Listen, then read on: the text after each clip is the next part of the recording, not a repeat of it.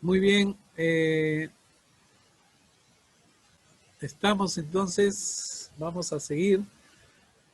Bien, el la siguiente unidad importante es el capítulo 13. Es el capítulo 13 que va hasta el 18.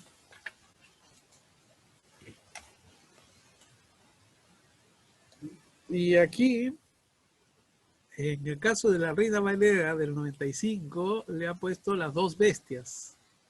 Vamos a ver qué tan exacto o si efectivamente se trata de las dos bestias.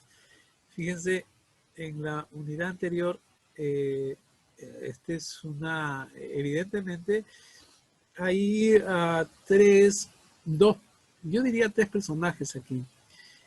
Una es la mujer que ya aparece, pero luego es el dragón, pero luego es la gran voz, esta voz que aparece varias veces. ¿Quién es esa voz?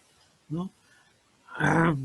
Entonces, tres personajes que están interrelacionando allí y es parte de la narración que nos hace el libro de Apocalipsis en esta parte. A las dos bestias le titula, pero vamos a ver.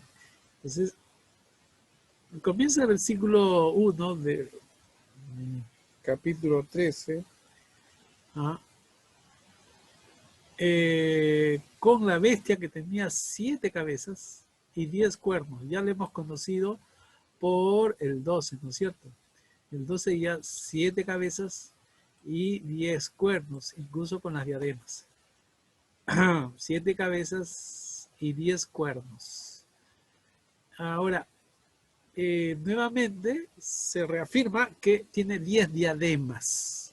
Por supuesto, 10 diademas en los 10 cuernos.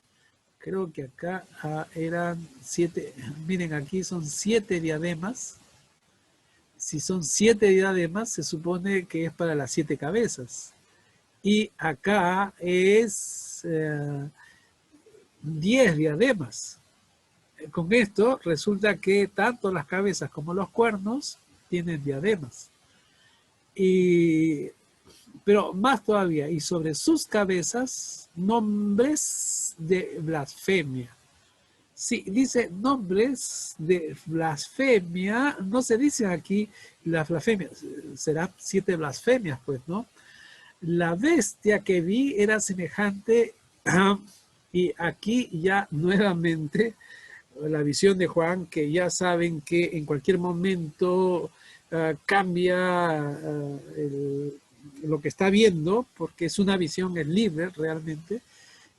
La bestia que vi era semejante a un leopardo. Ahora, si es semejante a un leopardo, se ve en el cuerpo, pues sus pies eran como de oso, o sea, el cuerpo de leopardo, pies de oso y boca como de león, ¿no? Es interesante que siempre son esos animales, porque son parte de la vivencia y de la realidad de Juan y de los que también son sus inmediatos y directos interlocutores. El dragón le dio su poder, su trono y gran autoridad. Ajá, acá está interesante.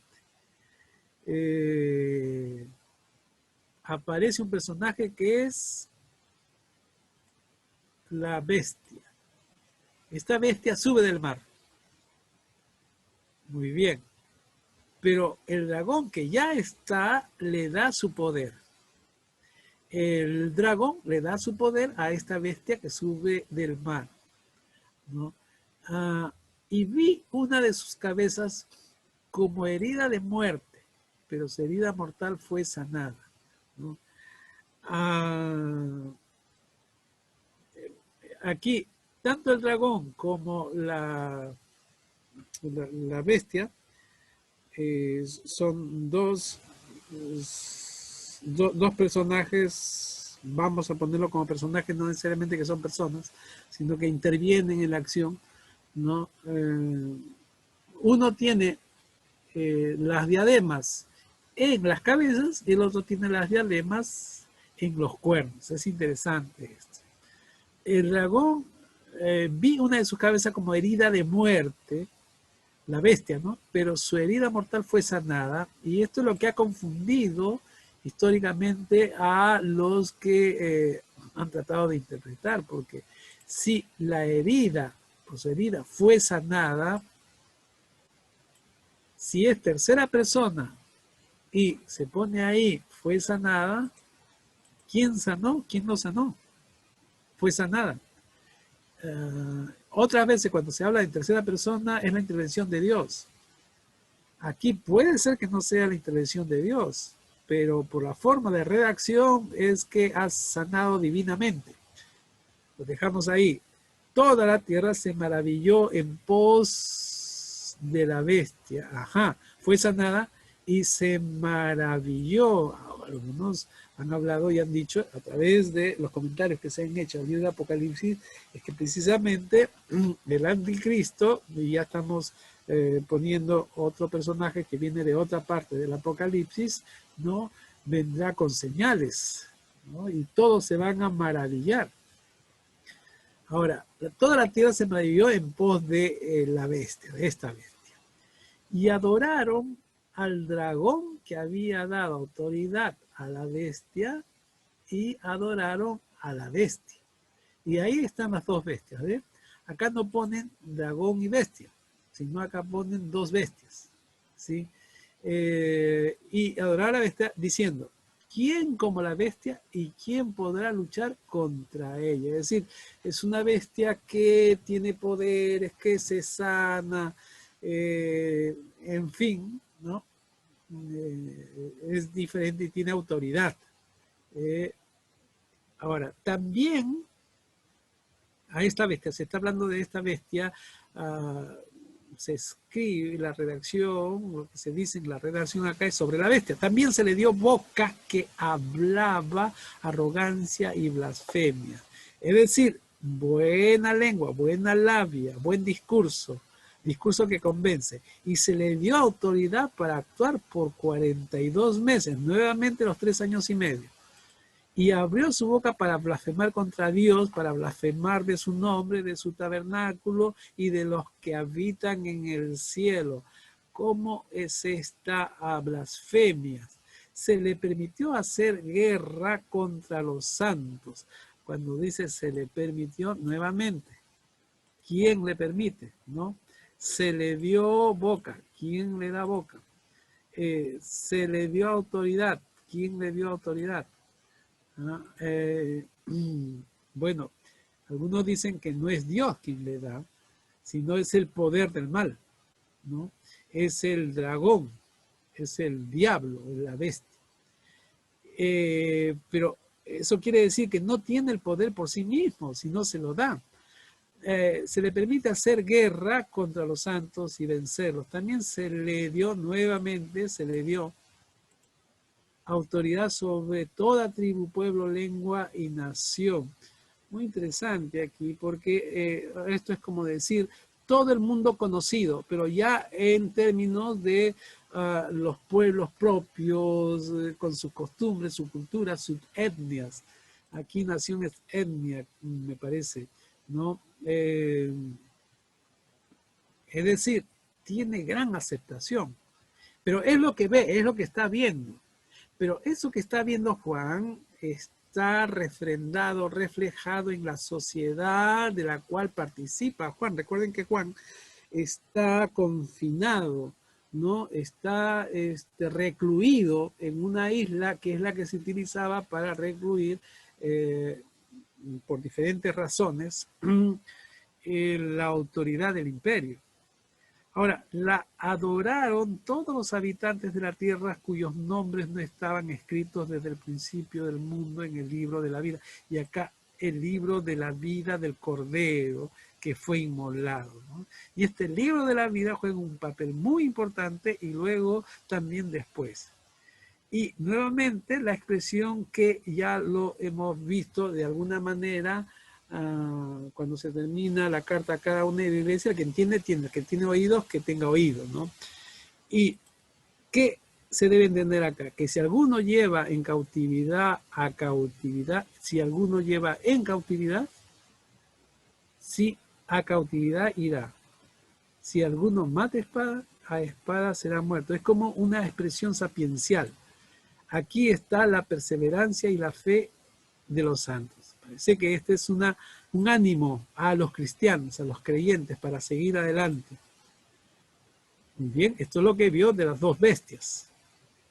Acá se completa lo que vio de la bestia. Después vi otra bestia que subía de la tierra. Ajá, es otra bestia, no es el dragón. Tenía 2 cuernos semejantes a los de un cordero. Este ya no tiene 7 cuernos, 2 corderos, pero hablaba como un dragón.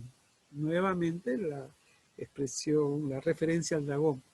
Ejerce toda la autoridad de la primera bestia en presencia de ella y hace que la tierra y sus habitantes adoren a la primera bestia cuya herida mortal fue sanada. También hace grandes señales de tal manera que incluso hace descender fuego del cielo a la tierra delante de los hombres. Este tiene mucho más poder todavía. Pero este es un poder que le viene de él mismo. Engaña a los habitantes de la tierra con la señal que se le ha permitido hacer en presencia de la bestia. Engaña a los habitantes de la tierra con las señales que le ha permitido hacer en presencia de la bestia. Diciendo a los habitantes la tierra que le hagan una imagen a la bestia. ¡Ah, qué interesante! Fue herida de espada y revivió. Se le permitió infundir aliento a la imagen de la bestia para que la imagen hablara e hiciera matar a todo el que no la adora. Acá ya hay elementos religiosos, fíjense ustedes. Y hacía que a todos, pequeños y grandes, ricos y pobres, libres y esclavos, se les pusiera una marca en la mano derecha o en la frente, y que ninguno pudiera comprar ni vender, sino que tuviera la marca o el nombre de la bestia o el número de su nombre. Aquí hay sabiduría. El que tiene entendimiento cuente el número de la bestia, pues es el número de hombre y su número es 666. Y acá está el famoso 666. Pero fíjense, acá ya está claro, el dragón no es la bestia. Son otra bestia que tiene 2 cuernos. Pero esta bestia que tiene 2 cuernos tiene poder sobrenaturales. Y lo que hace, y tiene poder también en el hablar, en convencer, ¿no? Y porque engaña a los habitantes de la tierra y le está permitido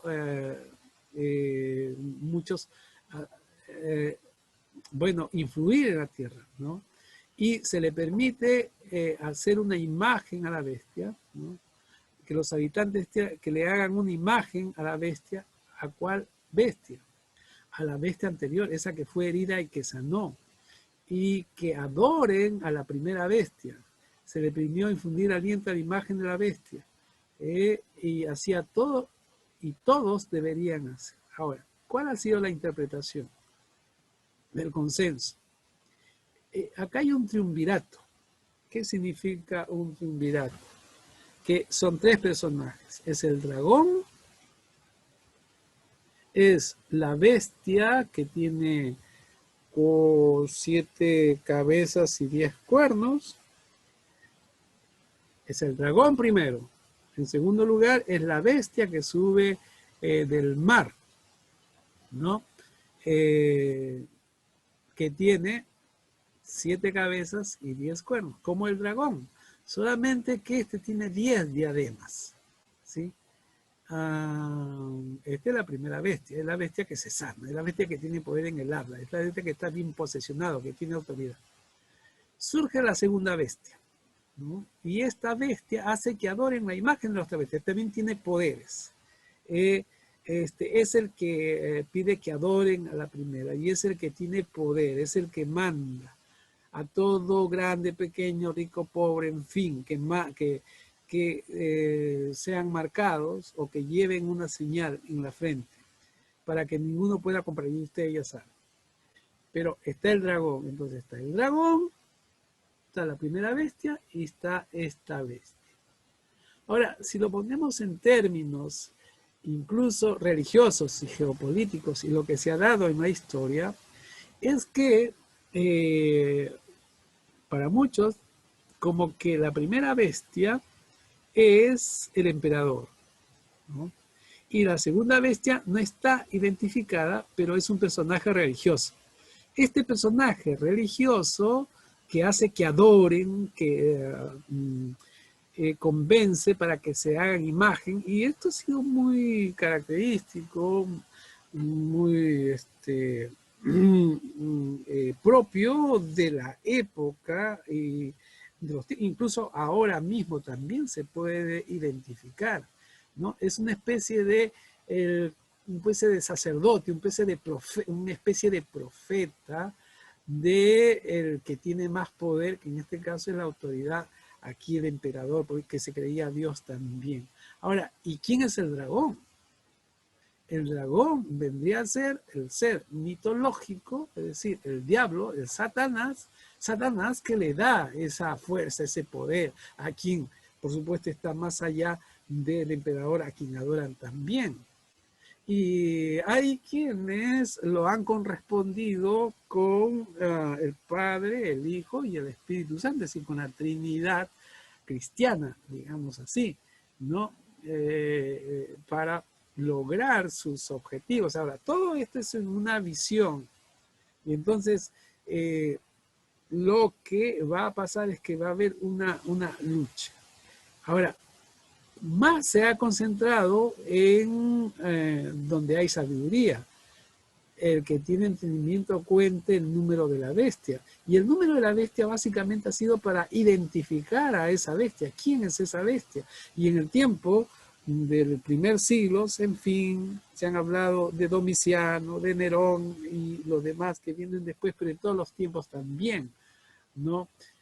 ¿Por qué? Porque esta, digamos, esta forma, esta metodología que es de convencimiento, de llevar o de someter a todo un pueblo, a todo un país o a todo el mundo. Ahora se dicen muchas cosas, por ejemplo, a raíz de la pandemia se han asusado, se han extremado las interpretaciones sobre quiénes son los que gobiernan el mundo, los que tienen poder sobre el mundo y a dónde quieren llevarnos. Algunos personajes hay propios y extraños y hay que saber discernir bien, y hacen alusión mucho al Apocalipsis, ¿no? Ahora bien, se aplica a todos los tiempos, por supuesto, pero hay que discernir, ¿no? ¿Cuál era el propósito acá? El propósito acá era que la iglesia cristiana tenga paz, tenga tranquilidad, tenga libertad y que pueda expresarse según la enseñanza de Jesús, con un respeto por la vida, con un respeto por el ser humano, y para que todos sean salvados y vivan tranquilos, ¿no? Y esperando ir a la presencia del Señor, pero en esa medida, ¿no? No con sufrimiento, digamos así. Bueno, estoy vertiendo mi opinión, ¿no? Y luego viene el cántico de los 144.000 también. Y fíjense nuevamente un después, mire y vi que el Cordero estaba de pie. Ya hemos visto al Cordero antes, ¿no? En el capítulo 7, capítulo 8, que está en el monte de Sión, y con él 144.000 que tenían nombre de él y el de su padre escrito en la frente. Contraste, ¿no? Hay quienes tienen escrito en la frente el nombre de el Cordero, de Cristo y de su Padre, y hay quienes tienen el número 666, que están marcados. Es un contraste, ¿no? Aquí es muy específico, nadie puede comprar ni vender, y tiene que ver con el aspecto económico, mientras que acá tiene que ver con una identificación con los principios de Dios, que es la vida plena para todas las personas, no algunos.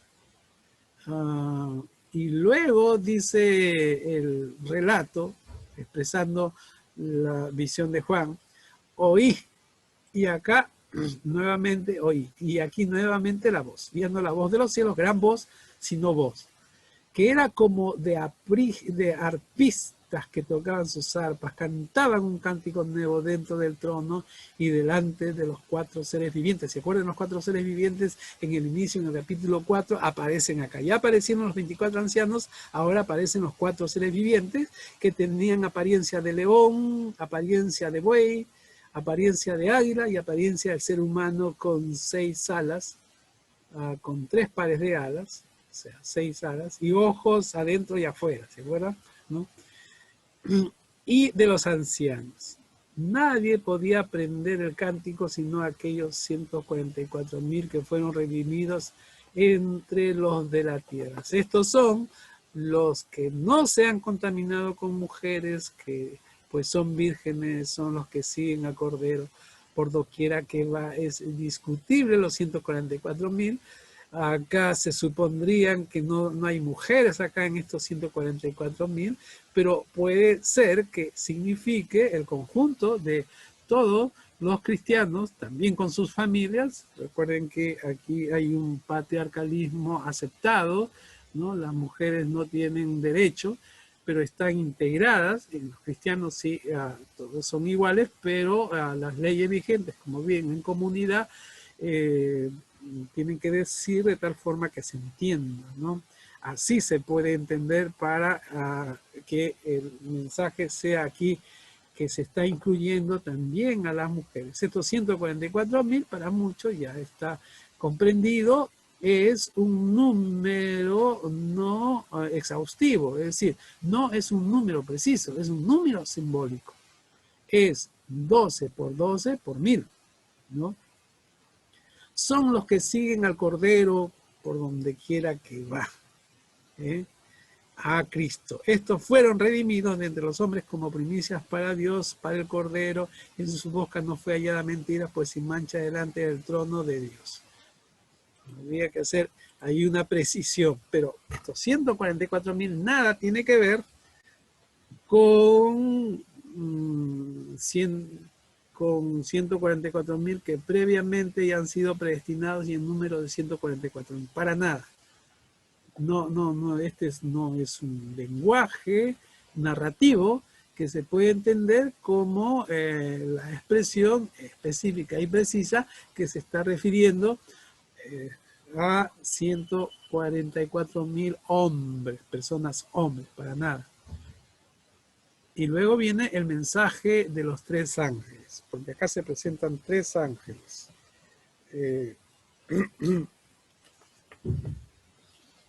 Que lo tenemos del 6 en adelante, ¿no es cierto? En el 14 ya. Bien, ¿qué tenemos acá?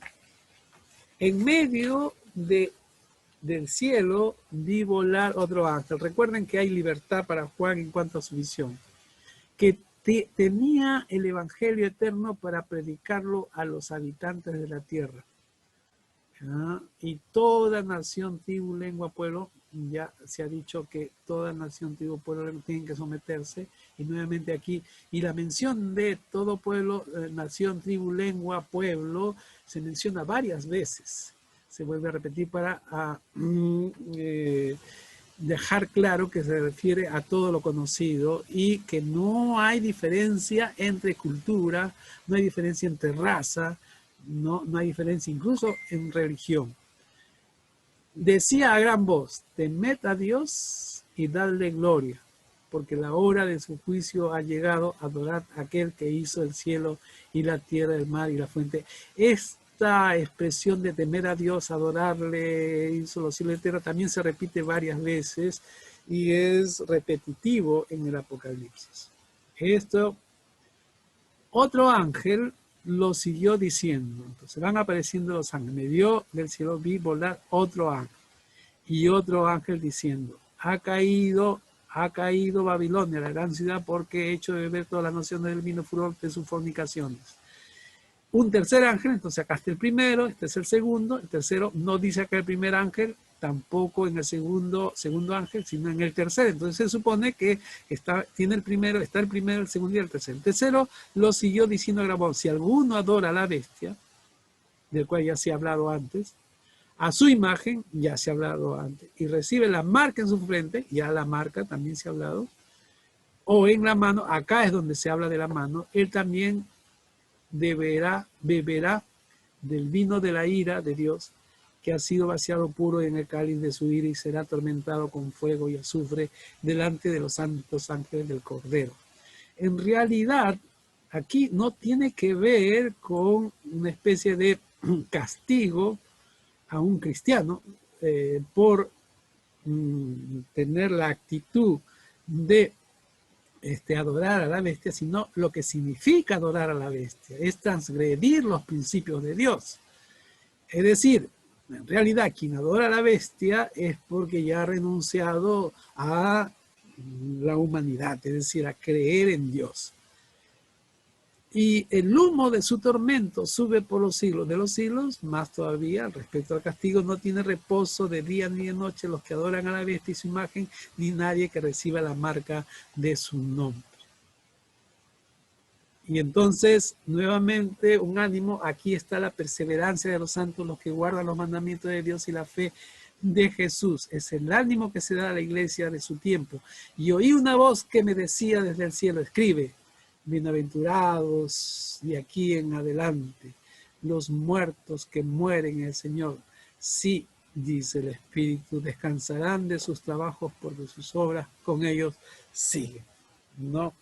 Y es el ánimo que se da a aquellos que por razones de su fe, pero no de una fe, digamos, una fe sin sentido, una fe interior, sino es una fe práctica, una fe de vida, una fe de entrega, una fe de creer en convicciones. Entonces, esa es la consecuencia. Y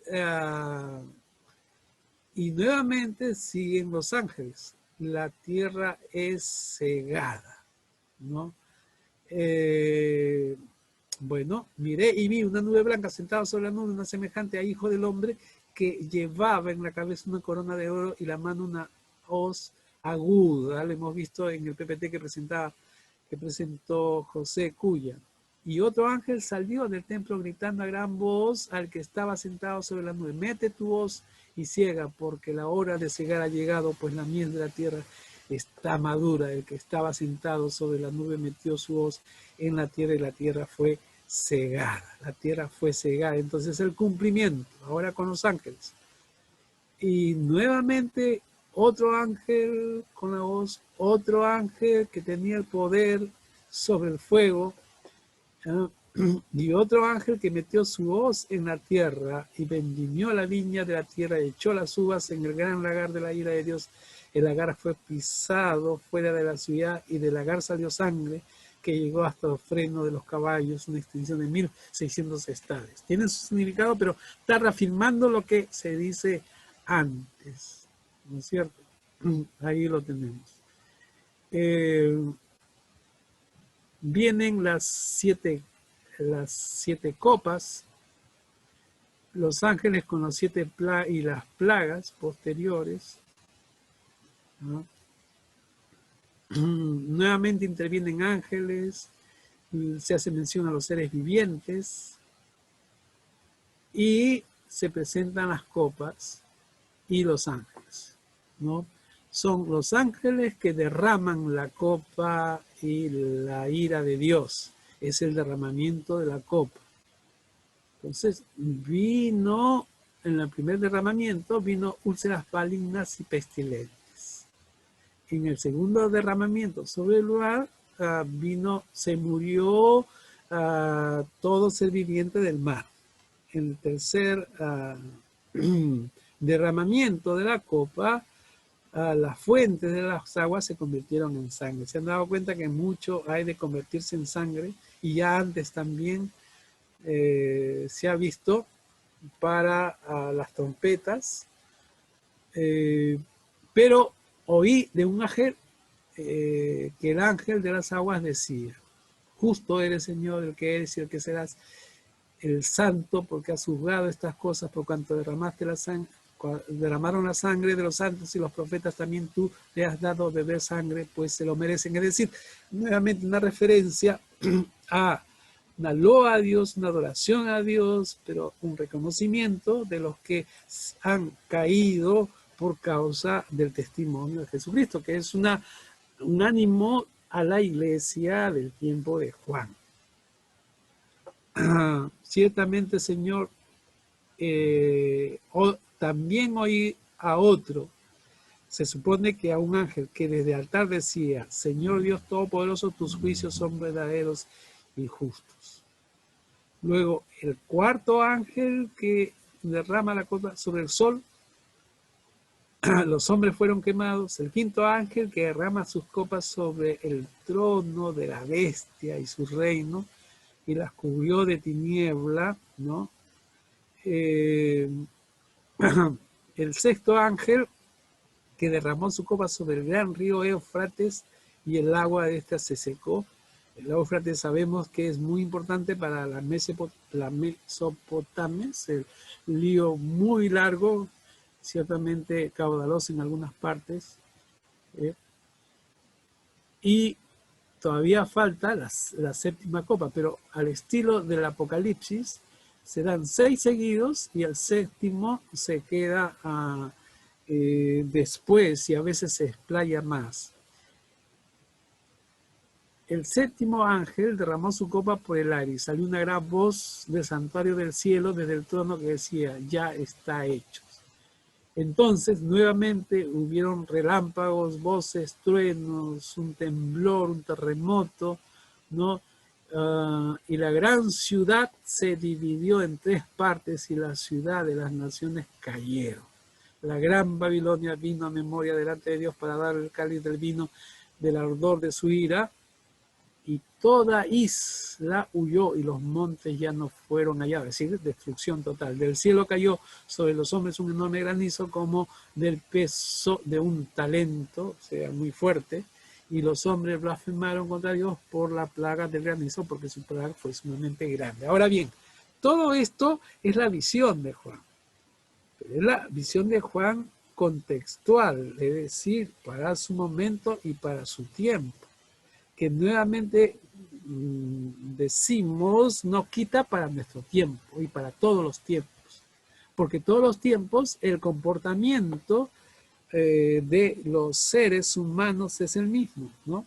Tiene que ver con lo que en nuestras iglesias nos enseña como el pecado del ser humano.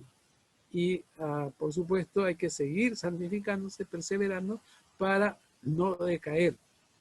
Esto para nada tiene que ver con que el que persevera hasta el final será salvo, en el sentido de perder la salvación. Para nada tiene que ver con el calvinismo, el armenianismo, ¿no? Sino que tiene que ver con un sentido de realidad de la fe.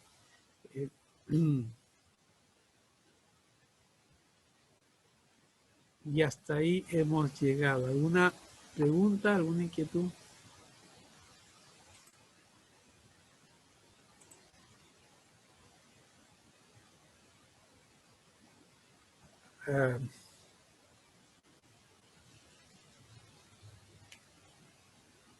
Ahora, mientras piensan, vamos a compartir un PPT que esclarece interesantemente es lo que ya habíamos visto antes.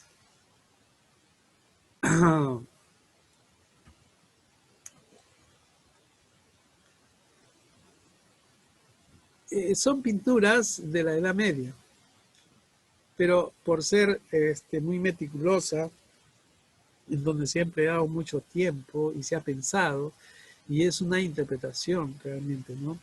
En el 13.6, por ejemplo, si nos vamos al 13.6, un poco antes, ¿no? Se dice ahí, y abrió su boca para blasfemar contra Dios, para blasfemar. ¿Quién abrió su boca? ¿No?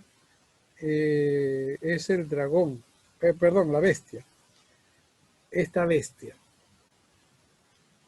su boca para blasfemar contra Dios, para blasfemar de su nombre, de su tabernáculo y de los que habitan en el cielo. Miren, es una representación de esta bestia, ¿no? 7 cabezas, 10 cuernos.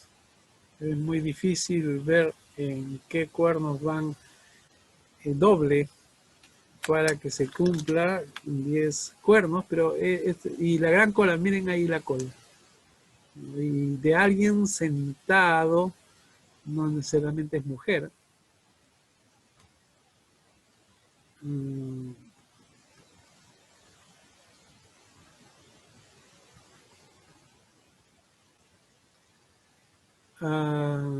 La bestia que sube del mar, ¿no es cierto? Una bestia se levanta de la tierra de Asia, que con el prodigio engañoso y el acoso induce a adorar a la primera bestia. Es la personificación de la religión para algunos. Afirma un poder político con sus 2 cuernos, le gustaría parecerse al Cordero, a Cristo, pero como en los siguientes capítulos se llama, es un falso profeta. Entonces sería el falso profeta, pero si vamos al 19:20, después al 20:10, porque el Apocalipsis es un libro total, hay que leerse de principio a fin. Como ven, se repiten los personajes, las figuras, la simbología, las expresiones. ¿Cómo es la bestia que sale de la tierra? Es esa bestia que sale de la tierra, que tiene 2 cuernos, ¿sí? Es el que pide que adoren, pero es representado por una bestia, tipo bestia, pero en realidad, en términos de a quién representa un ser humano. Este es el versículo bíblico, ¿no? Ahí está la bestia y lo demás se admira, ¿no?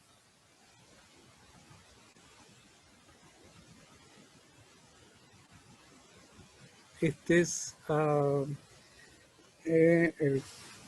representaría al 13:11. Es una bestia que es la bestia que subía de la tierra. Es otra representación,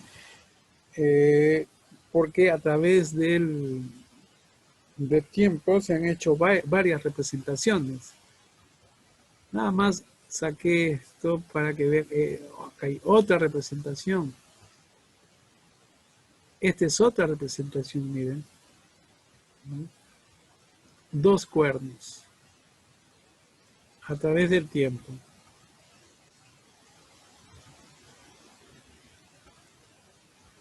Y aquí estaría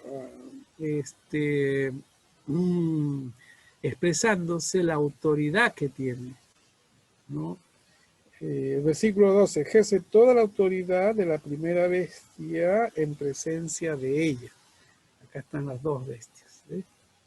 Esta es la bestia que ejerce autoridad en presencia de la otra bestia, de la bestia de 7 cabezas.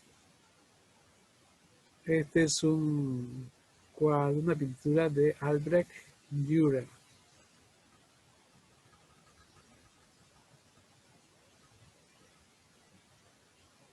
Otra vez, la misma representación del versículo 13-12.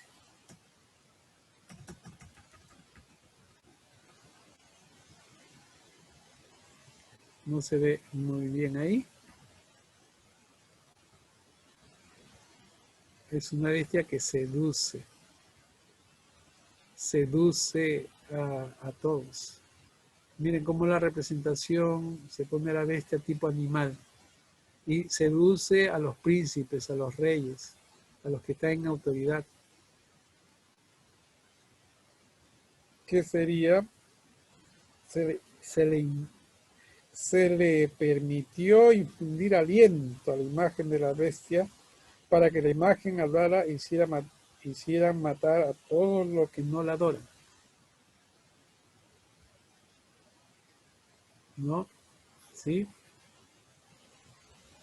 alienta o no más que anima, obliga a adorar, sino ahí está, la bestia de dos cuernos, que es pintado con atuendos religiosos. Ahora, sobre el número de la bestia, ¿no? Aquí está la sabiduría, el número de la bestia, ¿no? Vamos a ver todo lo que se ha dicho.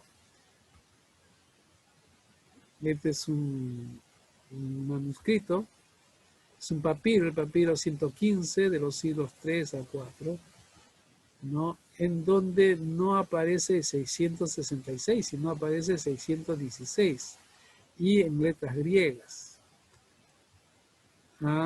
Estas son las letras.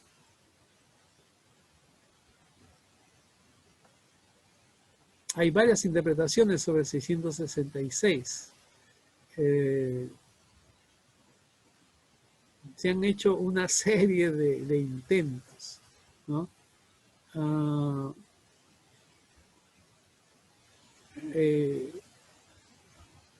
Gesio Floro, quien provocó la guerra judía, Titano, es decir, que habría sido Gesio Floro, esta bestia, digamos así.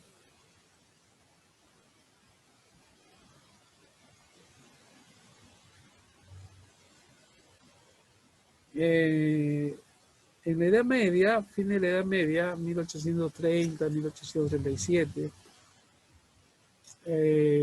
hay varios comentaristas. Cada uno, independientemente del otro, propuso interpretar el 666 como el emperador Nerón. En las consonantes, del alfabeto hebreo, ¿no? Porque ellos encontraban ¿no? Acá dice Nerón, ¿no? La nun, la resh, la yod. Acá tendría que ser una nun final, pero bueno. Entonces,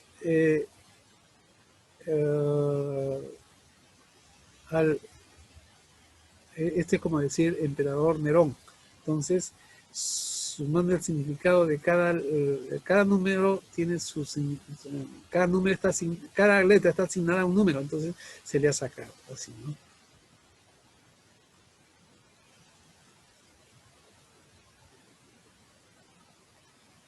Bueno, esta es una moneda. Ahora, el 666 también se ha usado para una disputa entre católicos y protestantes, ¿no? Se ha hecho de todo realmente. Lutero ha dicho que con el aliento de su boca se gana, de la bestia se gana el papado, ¿no? A eso se refería el aliento de su boca. Acá tenemos también de Lutero, que sería la palabra como la vara que afecta a los violentos, según Isaías 11:4. ¿No? Sería lo equivalente a Apocalipsis 14:6 contra el Papa León X, el que disipa la fuerza del pueblo santo. Entonces, Lutero aplicaba contra la Iglesia Católica.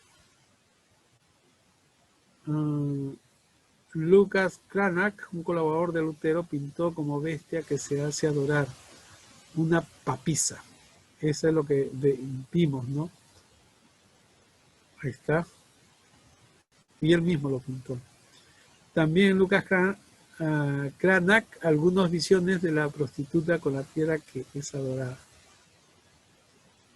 Entonces, se ha hecho mucho en realidad.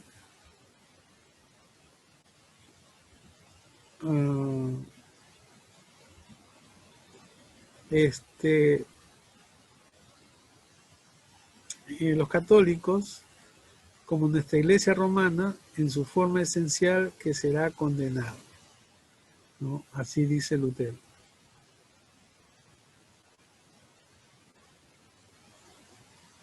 Pero del lado católico también que Lutero es la, la trompeta de Satanás. Lutero está representado por el pólimo católico Johann Coleus, un pintor con las 7 cabezas de la bestia, ¿no? En esa que vemos en la parte superior. Y bueno, modernamente, 667, ¿por qué no 67, 668? Serían parientes de la bestia, así como se definen en internet, ¿no?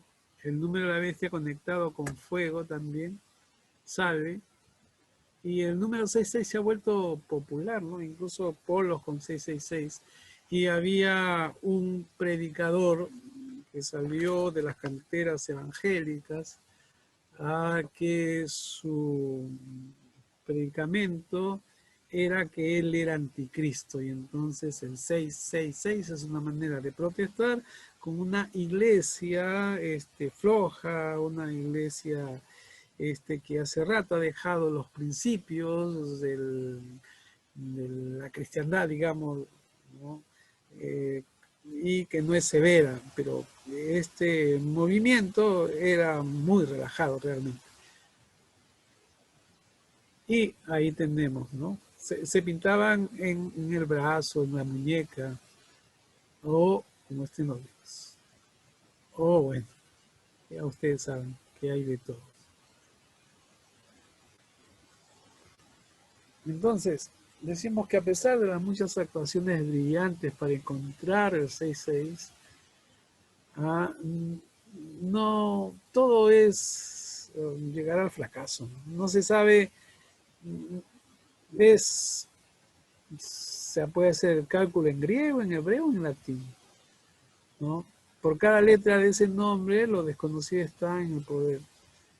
Porque 24 hay alfabetos diferentes, con números diferentes, en fin, hay una confusión ahí. La otra es la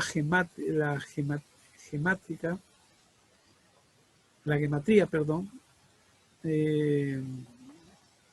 Se da el valor numérico a las letras y solamente queda en la solución simbólica, nada más. Nada más lo que podemos encontrar, y lo ubico acá, en esta parte, con el 666, Juan insinúa que se une a la bestia del 666. Será una bancarrota en todos los ámbitos, ¿no? Lo único que se dice en Apocalipsis es que no se dejen marcar el 666. ¿Qué pudo ser el 66? ¿No? Bueno, entonces acá tenemos representaciones de, por ejemplo, el capítulo 15:6. Del templo salieron los ángeles, leo, ¿no? Del templo salieron los ángeles con los 7 plagas, vestidos de lino limpio y resplandecientes y ceñidos alrededor del pecho con cinto de oro. Es una representación. Y el versículo 7, uno de los 4 seres vivientes dio a los 7 ángeles 7 copas de oro llenas de la ira de Dios, quien vive por los siglos de los siglos. Amén. Y ahí están las copas, ¿no? Que le da. Y bueno, así se representa. Igual. El 16:1, otra representación.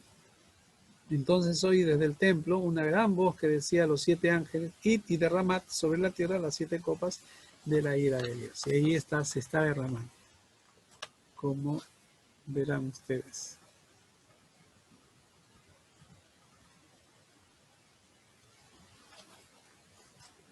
Bueno, aquí una ilustración de las llagas causadas, de las copas que caen sobre la bestia, más explícitamente, ¿no? O sobre los adoradores de la bestia.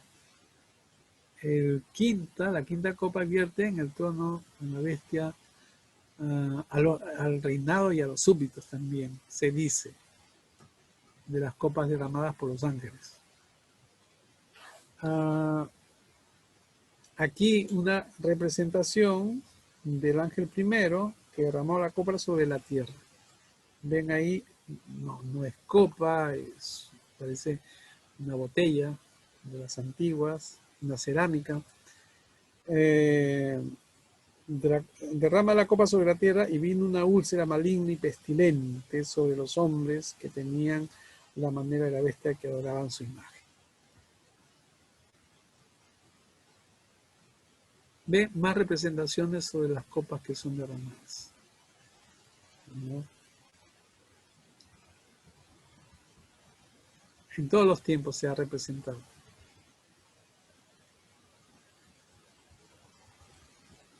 El quinto ángel, por ejemplo, ¿cómo lo derrama? ¿No? El quinto ángel derrama su copa sobre el trono, sobre un trono, el trono de la bestia, como ven ahí.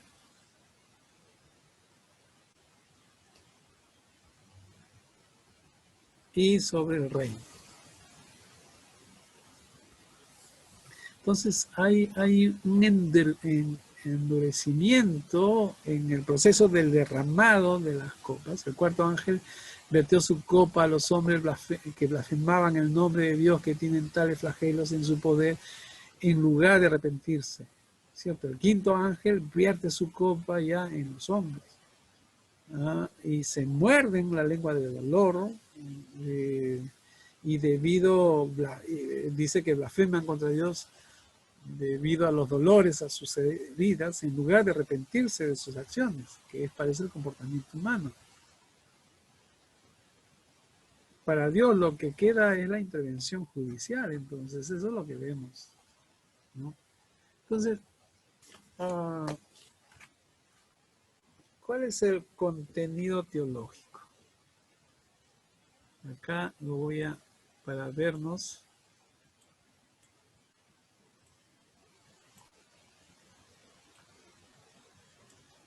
Muy bien.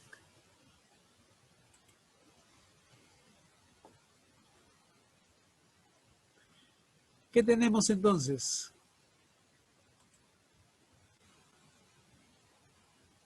¿Qué tenemos acá? Y estamos concluyendo ya.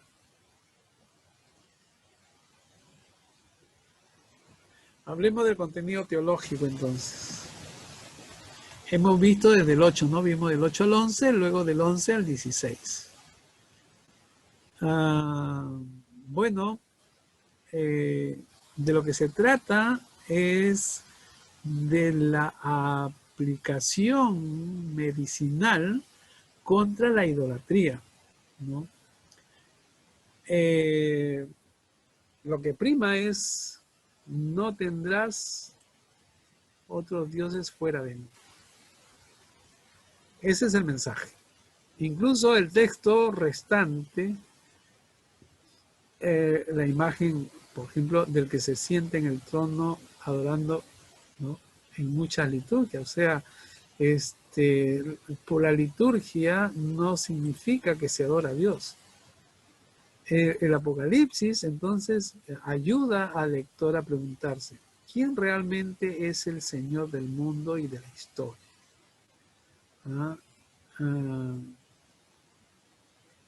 ¿Quién es el Señor del mundo y de la historia? Varias veces se dice en el Apocalipsis, y es la voces que repite Juan, que ha escuchado, que el Señor de la historia es Jehová, ¿cierto?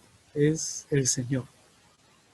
Y su Cristo, así se pone, su Cristo, es decir, Jesucristo.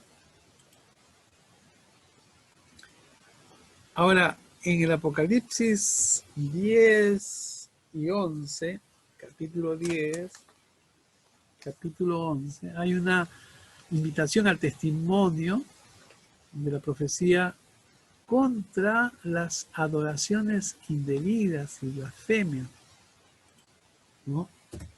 contra las alianzas entre la religión y los poderes políticos y económicos, y en contra también de la opresión y el engaño a la falsa profecía.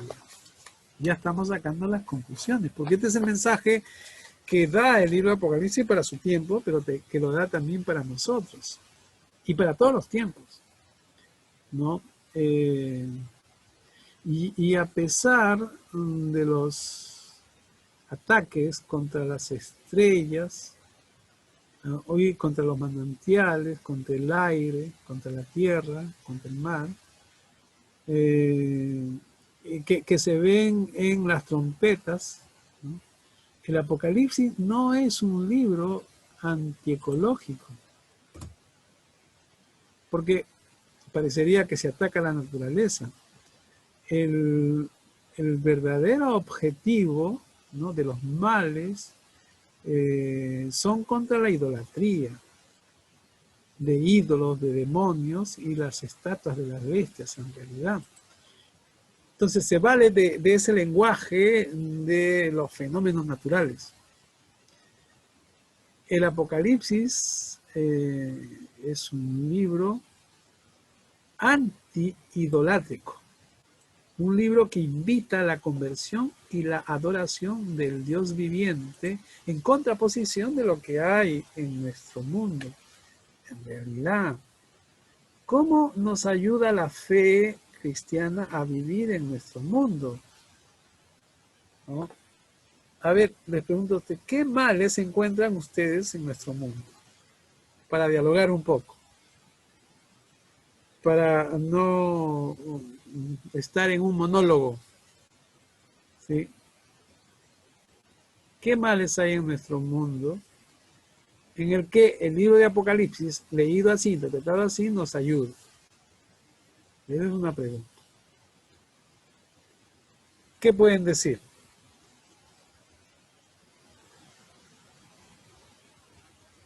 Hemos quedado 4.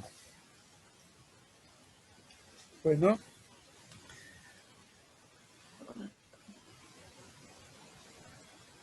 Como dice ahí, como lo que está escrito, ¿no? Creo que lo que existe más la maldad en este mundo es la idolatría, ¿no? La idolatría. Aparte de la idolatría. Sí. Sí, hay que, Alejandrina, hay que, creo yo que como creyentes debemos identificar la idolatría. La idolatría no es la idolatría es la contraparte de la adoración a Dios, es decir, de la dependencia de Dios, de tener a Dios, es decir, el Dios de la Biblia, es el Dios de amor, el Dios de justicia, el Dios de la salvación, ¿no es cierto? Es la contraparte, es decir, idolatrar es dejar los principios de Dios porque seguimos a Dios, porque seguimos los principios de Dios, o sea, del Dios cristiano.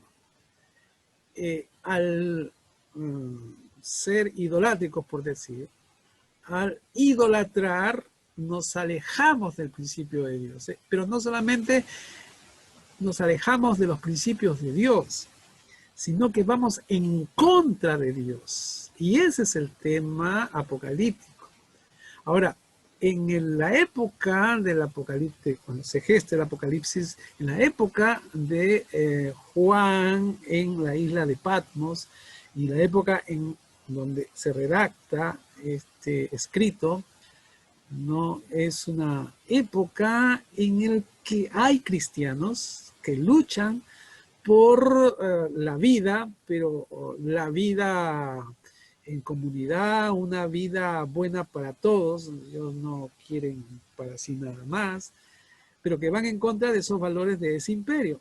Pero también fuera de los cristianos, de los creyentes, hay también gente que no conoce, que no sabe, pero que quieren también la paz, ¿no?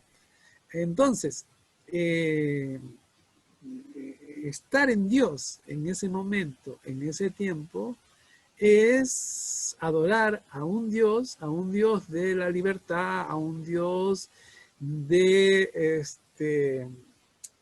la sostenibilidad, digamos así, del ser humano en conjunto. Si ellos hubieran tenido una comunicación con todo el globo, como ahora lo hay, ¿no? Hubieran visto a mucho pueblo, culturas, porque aquí en Apocalipsis se habla siempre de pueblo, nación, lengua, y pueblo, nación, lengua, y está la otra expresión que tiene que ver con la nación, que tiene que ver con la etnia, es decir, es para todos los seres humanos, ¿no? Entonces, hay que saber identificar la idolatría. ¿Qué sería idolatría ahora, por ejemplo? ¿Qué sería la idolatría? Hay que identificar muy bien, y la idolatría está muy identificado con los antivalores. ¿Y cuáles son los valores del reino? Ujú. No sé qué opinión te merece, Joel.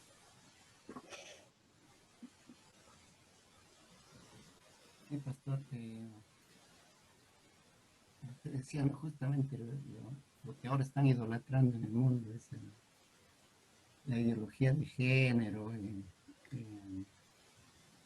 enfrentarse abiertamente a los principios de Dios, ¿no? Apoyando el aborto, creyendo que con esas cosas están rescatando derechos, logrando una mejor convivencia, lo cual no es cierto, ¿no?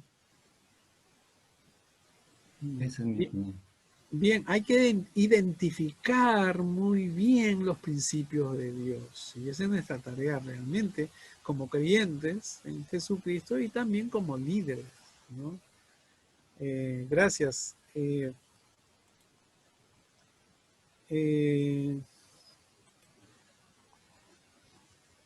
Bueno, acá tenemos siempre algunas ilustraciones que nos muestran una interpretación del Apocalipsis. Siempre miren las copas que son derramadas, ¿no?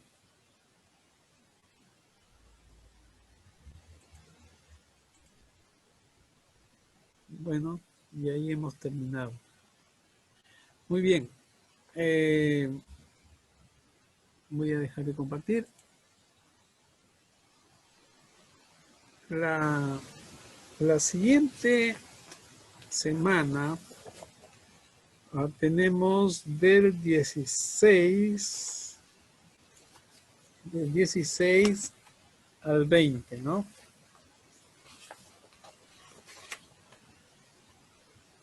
Del 16 al 22. 16, 17 al 22, 5. Y según el esquema que estamos siguiendo, tiene que ver con la historia de la salvación. Es decir, es una conclusión de la historia de la salvación. Aquí ya se condena, es la condenación de la prostituta y el triunfo de la esposa. Entonces va a ser muy interesante. Tenemos acá, se presenta un drama litúrgico, ¿no? Que se condena a una ciudad del consumo. Ya vamos a ver la intervención de Cristo, el juicio, un juicio definitivo, y vamos a hablar de cielos nuevos y de tierras nuevas, y de la Jerusalén celestial, que siempre ha sido tema del Apocalipsis, pero que se ha tomado sin ver todo el consejo del libro del Apocalipsis. Nosotros lo vamos viendo desde el capítulo 1 y ya estamos por el capítulo 16. Entonces les invito a completar la lectura para dialogar. Ahora, tenemos todavía 2 sesiones más, aparte de la próxima, en donde vamos a entrar en la interpretación del libro de Apocalipsis, porque ya lo tenemos ya, porque ya tenemos el texto, ya lo hemos visto el sentido del texto, por eso es que cada uno tenía que presentarlo, ¿sí? Entonces la próxima semana concluimos con esta parte de ver qué contiene el texto, qué sentido tiene, qué sentido primero tiene. Todavía no hemos entrado a la interpretación, así que calma, tranquilo. Bien. ¿De acuerdo entonces? Muy bien. Hemos llegado al final entonces. Veo que todavía con vida, así que estamos bien.